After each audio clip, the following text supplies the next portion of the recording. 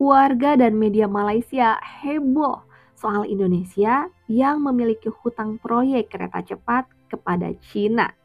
Mereka mengira Indonesia tidak akan mampu membayar. Padahal Pak Prabowo sudah menegaskan bahwa Indonesia adalah negara besar. Hutang sebesar itu bisa diatasi, tidak perlu ribut-ribut, ungkapnya. Apalagi pihak dari negara lain. Bahkan Pak Prabowo ingin jalur kereta api di sejumlah wilayah seperti Sumatera, Kalimantan, dan Sulawesi diperpanjang.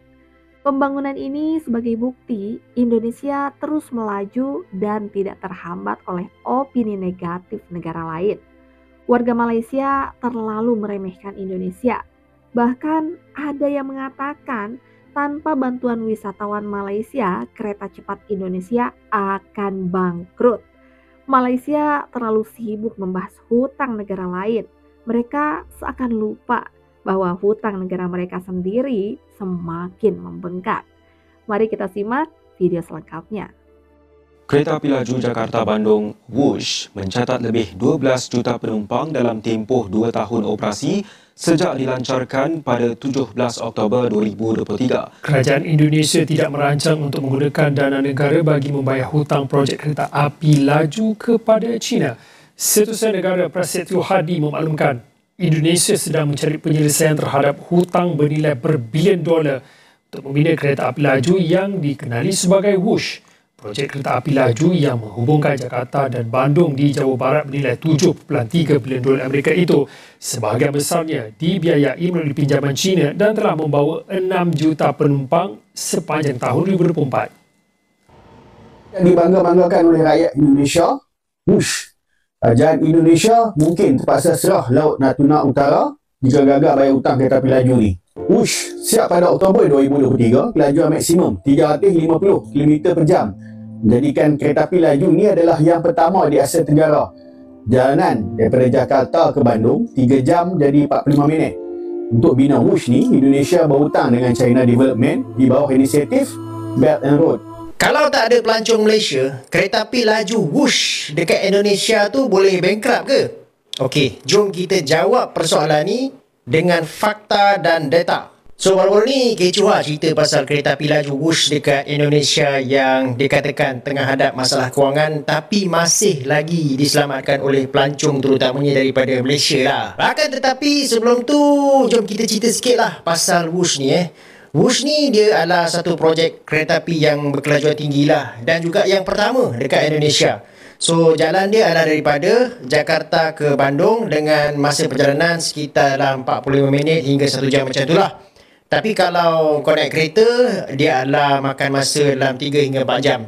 So projek ni dibuat di atas kerjasama China melalui inisiatif Belt and Road dan dia telah belanja lebih kurang dalam 34 bilion ringgit lah. So apa masalah utama kereta api laju Wush ni? Dia sebenarnya masih lagi tak dapat tampung kos yang tinggi yang cecah sekitar 34 bilion lah. Dan 34 bilion ni sebenarnya dia adalah satu bajet yang sangat tinggi dan jauh daripada sasaran asal iaitu 20 bilion. Jadi setakat ni apa yang berlaku ialah dia punya hasil dia masih lagi tak dapat nak tampung kos operasi lah. So dengan kata lain dia rugi. Jadi buat masa ni kerugian ni ditanggung oleh siapa? Dia ditampung oleh dana kerajaan dan juga pinjaman luar. Jadi betul ke rakyat Malaysia ramai naik kereta api ni? Kalau kita tengok sejak Wush ni beroperasi secara komersial pada Oktober 2023, lebih 200,000 penumpang asing yang telah gunakan perkhidmatan kereta api ni lah.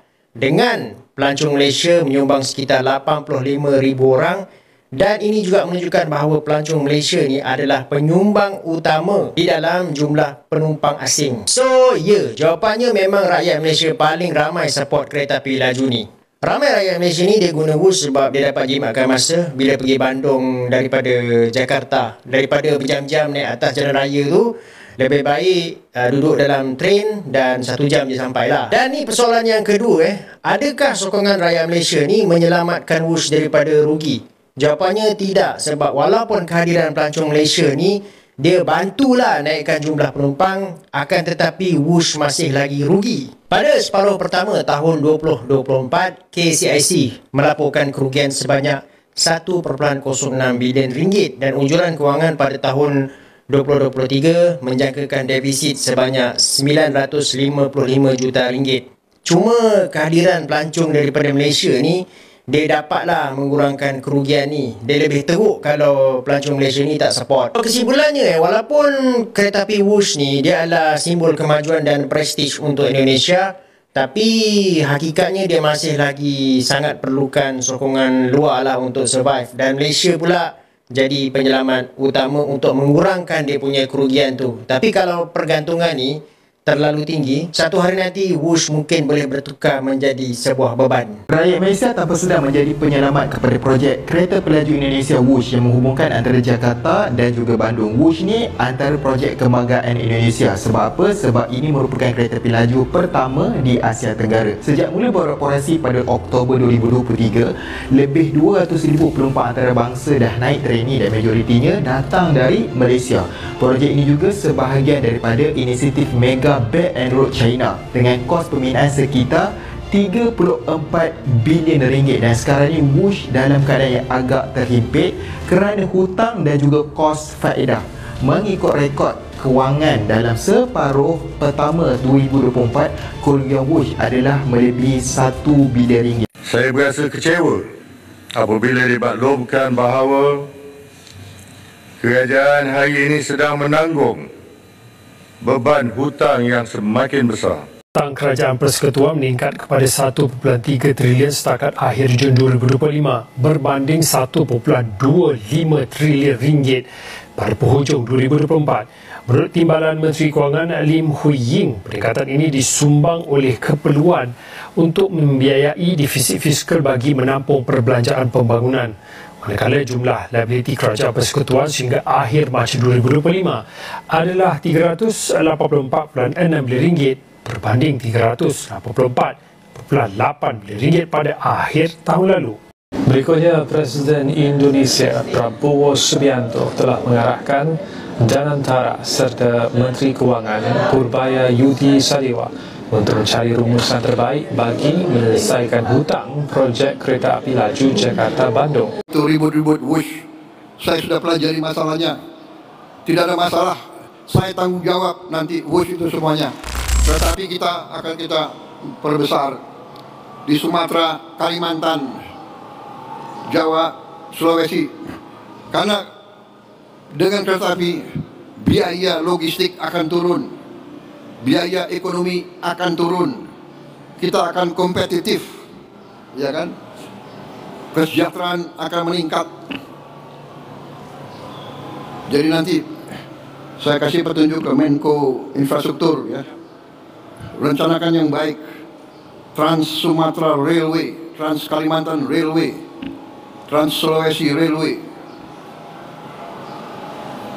Kemudian nggak usah khawatir apa itu ribut-ribut Wush. Saya sudah pelajari masalahnya. Tidak ada masalah, saya tanggung jawab nanti Wush itu semuanya.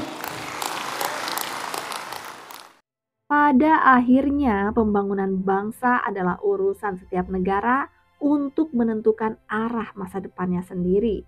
Indonesia memilih untuk fokus melanjutkan transformasi besar di sektor infrastruktur tanpa terpengaruh oleh keributan dan pandangan meremehkan dari pihak luar. Sampai di sini with LK, temani waktu Anda. Terima kasih dan sampai jumpa lagi di video berikutnya.